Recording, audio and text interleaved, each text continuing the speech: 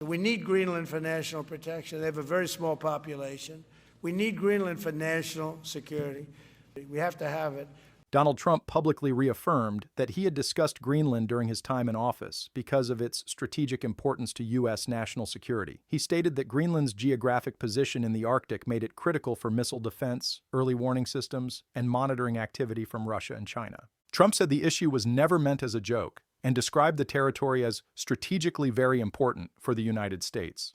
His remarks echoed earlier statements made while he was president, when he confirmed interest in exploring ways for the U.S. to gain greater control or influence over the island. Greenland is the world's largest island, covering approximately 2.16 million square kilometers, with a population of about 56,000 people. It is an autonomous territory within the Kingdom of Denmark, controlling its domestic affairs while Denmark manages defense and foreign policy. The island hosts the U.S. military's Patuxent Space Base, formerly known as Thule Air Base, which has been operational since the early Cold War. The base plays a role in missile warning systems and space surveillance, forming part of the U.S. ballistic missile defense network. Trump's renewed comments come at a time when Arctic security has become a priority issue for NATO countries. And if you take a look at Greenland, you look up and down the coast, you have Russian and Chinese ships all over the place. We need it for national security. Greenland is a wonderful place. We need it for international security. And I'm sure that Denmark will come along. I think it's costing them a lot of money to maintain it, to keep it.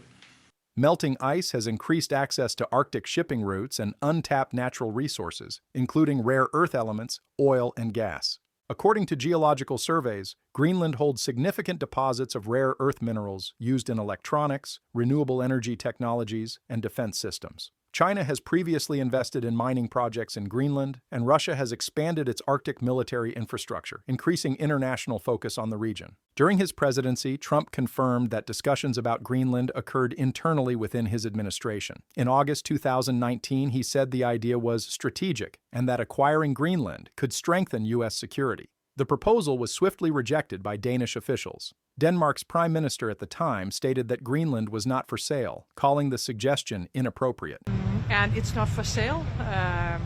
The chairman, the leader of Greenland, has been very clear that they are not for sale. Greenland's government also rejected the idea, emphasizing the territory's right to self-determination under international law. Dear President Trump, listen very carefully.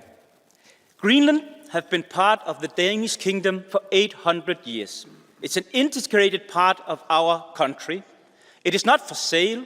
In his recent remarks, Trump referenced these past reactions and maintained that opposition did not change Greenland's strategic value. He said the United States already had a significant presence on the island and that future security needs could make the territory even more important. He pointed to increasing military activity in the Arctic and described the region as an emerging front in global power competition. Following the comments, Danish officials reiterated their long-standing position. Denmark's government stated that Greenland's status had not changed and that its future would be decided by its people. Greenlandic leaders emphasized that any discussion about sovereignty must involve the local population. Greenland's parliament has repeatedly stated that the island is not for sale and that independence remains a long-term political goal. The renewed attention has also highlighted Greenland's role in climate research. The island's ice sheet is the second largest in the world, after Antarctica. Scientists have documented accelerating ice melt over the past 2 decades, contributing to global sea level rise. The melting ice has also made previously inaccessible land and coastal areas more reachable, increasing interest in natural resource exploration. This environmental shift has intersected with geopolitical concerns, intensifying global interest in Greenland. Trump's remarks have not been accompanied by any formal policy proposals or negotiations. U.S. government officials currently in office have not announced changes to Arctic strategy linked to Greenland. However, the comments have revived debate over how major powers view territory, sovereignty, and security in the Arctic. Analysts note that Arctic policy has increasingly focused on military readiness, infrastructure development, and resource security. Greenland's political leadership has responded by emphasizing cooperation rather than ownership. Officials have highlighted partnerships with the United States on defense and scientific research while rejecting any suggestion of territorial transfer. Greenland's government has also increased diplomatic engagement with European countries and the United States to strengthen economic development without compromising sovereignty.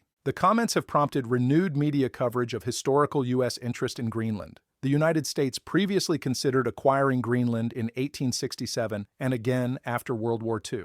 In 1946, the U.S. government offered Denmark $100 million in gold for the island, an offer that was declined. These historical examples have been cited in recent reporting to contextualize Trump's statements.